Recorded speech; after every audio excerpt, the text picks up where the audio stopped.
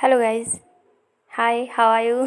आई hope आप सभी लोग अच्छे होंगे और अच्छे से सबकी पढ़ाई हो रही होगी। तो अभी हम लोग का पेपर नज़दीक है। मैं क्वेश्चन करवा रही हूँ जो बहुत ही ज़्यादा इम्पॉर्टेंट है, हर बार पूछा ही जाता है। उसमें से हैं ये सभी क्वेश्चन। टॉपिक देख करके तो आपको पता ही चल गया होगा कि आज क्या पढ़ाना है। बौद्ध शिक्षा से जो क्वेश्चन आता है वो है बौद्ध शिक्षा की प्रमुख विशेषताओं का वर्णन कीजिए और उसने आधुनिक शिक्षा को किस प्रकार से प्रभावित किया है।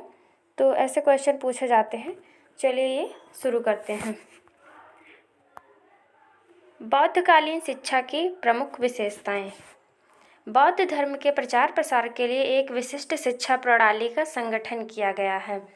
यानी बौद्ध धर्म को बढ़ाने के लिए एक विशिष्ट शिक्षा प्रणाली थी जिसकी विशेषताएं निम्नलिखित हैं। पवज्जा संस्कार, ये पहला संस्कार होता था जो भी बालक बौद्ध धर्म लेना चाहता था। पवज्जा का अर्थ होता है बाहर जाना। इस संस्कार में बालक अपने गृह का त्याग कर संघ में प्रवेश करता था। इस संस्कार से यह प्रमाणित होता था कि बालक बौद्ध भिक्षु बनकर बौद्ध धर्म का प्रचार प्रसार करेगा। यह संस्कार 8 वर्ष की आयु में संपन्न होता था। जब बालक 8 वर्ष का होता था तभी ये संस्कार संपन्न हो जाता था। विनय पिटक में इस संस्कार के बारे में लिखा गया है। बालक अपने सिर के बाल मुड़वाता था, पीले वस्त्र धारण करता था, प्रवेश करने वाले भिक्षु के चरणों में अपना माथा टेकता था और पालथी मारकर भूमि पर बैठ जाता था। इसके बाद जो मठ का सर्वश्रेष्ठ भिक्षु होता था उसे 3 बार कहलवाता था, बुद्धम शरणम गच्छामि, धम्मम शरणम गच्छामि, संघम शरणम गच्छामि। यह शपथ दिलाते थे। शपथ के बाद बौद्ध भिक्षु आचरण संबंधी 10 आदेश देते थे। मठ में प्रवेश लेने के बाद बालक को श्रमण या सामनेर कहा जाता था। जब ये पवज्जा संस्कार हो जाता था तो बालक मठ में प्रवेश करता था और जब वह मठ में हो जाता था तो उसको श्रमण या सामनेर कहा जाता था। 12 वर्ष तक शिक्षा ग्रहण करता था। 8 वर्ष में तो पवज्जा संस्कार होता था और 12 वर्ष तक ये शिक्षा ग्रहण करते थे। अब दूसरा संस्कार आता है उपसंपदा संस्कार।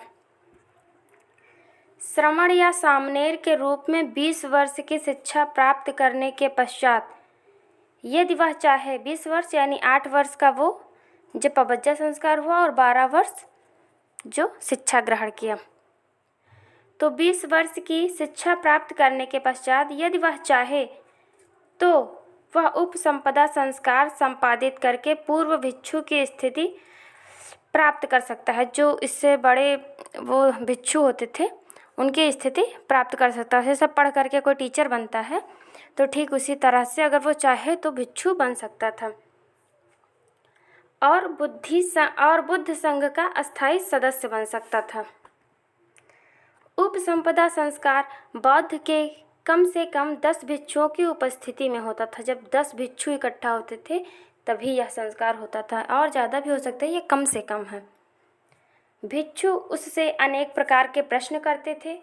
उत्तरों से संतुष्ट होने पर ही उसे उपसंपदा संस्कार में जाने की अनुमति भिक्षुगण देते थे। इस अवसर पर उसे संघ के 8 नियमों के पालन का आदेश दिया जाता था, जैसे वृक्ष के नीचे आवास करना और भोजन के लिए भिक्षा मांगना। बालकों या पुरुषों के समान ही स्त्रियों को भी पवज्जा और उपसंपदा का अधिकार प्राप्त था। बौद्ध धर्म के द्वार सभी धर्मों, सभी व्यक्तियों, विभिन्न जातियों के लिए खुले थे। 10 वर्ग ऐसे हैं जिन्हें बौद्ध धर्म में जाना वर्जित था। जो नपुंसक हो, जो दास या ऋणी हो, जो राजा की नौकरी में हो, जो डाकू घोषित हुए हों, जो जेल से भाग गया हो, जिसका कोई अंग भंग हो, जिसके शरीर का कोई भाग विकृत हो, जिससे माता पिता की आज्ञा न हो। बिना माता पिता की आज्ञा के संघ में प्रवेश नहीं कर सकते थे। जिसे क्षय, कोढ़ या खुजली आदि कोई संक्रामक रोग हो, अगर कोई भी संक्रामक रोग है तो उसका भी बौद्ध संघ में जाना वर्जित था। शिक्षा आरंभ करने की आयु मैंने ऊपर बताया कि 8 साल में शुरू होती थी, तो यहाँ पे न्यूनतम आयु 8 वर्ष। अध्ययन करने की अवधि पबज्जा अवधि 12 वर्ष तक, उपसंपदा की 10 वर्ष तक, 8, 12, 10 बराबर 30 वर्ष, 30 वर्ष तक शिक्षा ग्रहण की जाती थी। अध्ययन के विषय शिक्षा में बौद्ध दर्शन की प्रधानता थी। इसमें धर्म, दर्शन, तर्कशास्त्र, संस्कृत, साहित्य, न्यायशास्त्र, चिकित्सा शास्त्र आदि सम्मिलित थे। शिक्षा की पद्धति शिक्षा केंद्रों में सामूहिक रूप से विभिन्न भिक्षुओं द्वारा शिक्षा दी जाती थी। शिक्षण विधि मौखिक होती थी, लिखी नहीं जाती थी। ऐसे मौखिक बताते थे, भाषण प्रवचन दे करके उसी में ही क्वेश्चन आंसर करते थे। छात्र जीवन संबंधी नियम, जो वहाँ पे छात्र होते थे उनके जो नियम हैं अब हम उसे जानेंगे। भोजन, दिन में 2 बार भोजन करना है और साधारण भोजन करना है। वस्त्र, ये 3 वस्त्र धारण करते थे जिसे तिशुवरा कहते थे। स्नान, सरोवर में स्नान करते समय खेलने की मनाही थी, नहाते समय खेल नहीं सकते हैं। भिक्षाटन, प्रातःकाल मौन रूप में जाकर भिक्षा लेना। अनुशासन, छात्रों को कठोर अनुशासन में रहना पड़ता था। छात्रों को फूल पत्तियां तोड़ने, संपत्ति रखने, तमाशे देखने, शरीर अलंकृत करने, गाली गलौज, झगड़ा इत्यादि वर्जित था। गुरु शिष्य संबंध, छात्र अपने शिक्षक से पहले उठकर दातून और पानी लाकर रख देता था। वह शिक्षक को बैठने की जगह को साफ करता था, शिक्षक के साथ भिक्षाटन के लिए जाता था तथा शिक्षक के भोजन की व्यवस्था करता था। शिक्षक का कर्तव्य, शिक्षक का सर्वश्रेष्ठ कर्तव्य यह था कि वह छात्र का मानसिक, चारित्रिक और आध्यात्मिक विकास करे।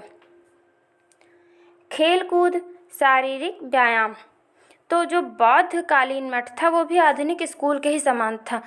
जो हमारा अभी का स्कूल है वो बौद्ध शिक्षा से ही लिया गया है। जैसे पहले होता था, ज़्यादातर बच्चे अपने घरों से ही आकर के शिक्षा प्राप्त करते थे। लोक भाषाओं को प्रोत्साहन, बौद्ध धर्म ने देश की लोक भाषाओं को प्रोत्साहन दिया। लोक भाषाओं का मतलब है जो लोगों के द्वारा बोली जाने वाली भाषा है। संस्कृत या ये सब नहीं थी, जो लोग आम बोलचाल भाषा में प्रयोग करते थे वही इन्होंने भाषा को रखा। और बौद्ध शिक्षा संस्थाओं में संस्कृत के बजाय लोक भाषा ने अपना स्थान ग्रहण किया। सार्वजनिक प्रारंभिक शिक्षा, बौद्ध धर्म को जनप्रिय बनाने के लिए बौद्धों ने मठों में सार्वजनिक शिक्षा प्रदान करना प्रारंभ किया। शिक्षा का जनतांत्रिक आधार, बौद्ध शिक्षा केंद्रों में विभिन्न वर्गों, विभिन्न जातियों और विभिन्न वर्णों और विभिन्न परिस्थितियों के सब बालक बिना किसी भेदभाव के एक साथ रहते थे। शिक्षा संस्थाओं का जनतंत्रीय संगठन, शिक्षा केंद्रों का संचालन जनता के सिद्धांतों पर होता था। शिक्षा केंद्रों को तत्कालीन राजाओं तथा धनिकों की सहायता मिलती थी। संगठित संस्थाओं का उदय, बौद्ध काल में शिक्षा प्रदान करने का कार्य संगठित शिक्षा संस्थाओं द्वारा किया जाना प्रारंभ हुआ। आधुनिक भारतीय शिक्षा को देन, जो बौद्ध धर्म था उसने आधुनिक शिक्षा को किस प्रकार से प्रभावित किया है, अब हम इसको जानेंगे। और ये बहुत ही इम्पोर्टेंट है क्योंकि ये पूछा ही जाता है कि बौद्ध शिक्षा ने किस प्रकार से आधुनिक शिक्षा को प्रभावित किया है। तो चलिए इसको पढ़ते हैं। आधुनिक भारतीय शिक्षा में बौद्ध शिक्षा का योगदान अत्यंत व्यापक और अभिनंदनीय है। शिक्षा के क्षेत्र में ऐसे अनेक कार्य किए गए जो बौद्ध शिक्षा के अंग थे। पहला है सामान्य विद्यालयों का आयोजन। सार्वजनिक प्राथमिक शिक्षा का आयोजन, स्त्रियों के लिए उच्च शिक्षा का आयोजन, खेल कूद और शारीरिक व्यायाम का आयोजन, प्राविधिक एवं वैज्ञानिक शिक्षा का आयोजन, व्यावसायिक और लाभप्रद विषयों की शिक्षा का आयोजन, लौकिक एवं सामान्य विषयों की शिक्षा प्रदान करने का आयोजन, बहुशिक्षक और सामूहिक शिक्षा प्रणालियों का आयोजन, उच्च स्तर पर सैद्धांतिक और प्रयोगात्मक शिक्षा का आयोजन, लोक भाषाओं को प्रोत्साहन, उनको शिक्षा का माध्यम बनाने का आयोजन, शिक्षा के विभिन्न स्तरों पर अध्ययन की निश्चित अवधि का आयोजन, शिक्षा संस्थाओं में प्रवेश संबंधी न्यूनतम आयु नियमों व परिसर का आयोजन, माता पिता अभिभावकों के साथ रहने वाले बालकों के लिए शिक्षा की सुविधा का आयोजन, सभी धर्मों, वर्गों और जातियों के बालक को शिक्षा के समान अवसर प्रदान करने का आयोजन। तो अभी यहीं पे मेरा वीडियो ख़त्म होता है। आई होप आप सभी के लिए हेल्पफुल होगा। Thank you. अगर आपको वीडियो पसंद आता है तो हमारे वीडियो को लाइक कीजिए और चैनल को सब्सक्राइब कीजिए।